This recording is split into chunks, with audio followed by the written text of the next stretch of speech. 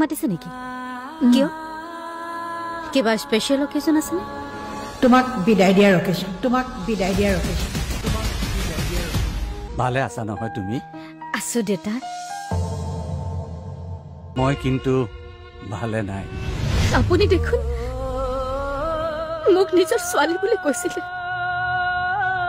ভুল জ্ঞানী মানুহৰো হয় মোৰ জীৱনৰ যিকোনো সিদ্ধান্ত ল'ব পৰা অধিকাৰ আপোনাৰ আছে মা দেউতাই দিনত লুনালৈ ফোন কৰিছিল তাই মলদ্বীপৰ হোটেলৰ নামেই পাহৰিছে এইটো কথাতে দেউতাৰে সন্দেহ কৰিছে আৰে তাতে সন্দেহ কৰিব লগা কি আছে লওক দিয়া মই আহিছো স্বৰ্ণালী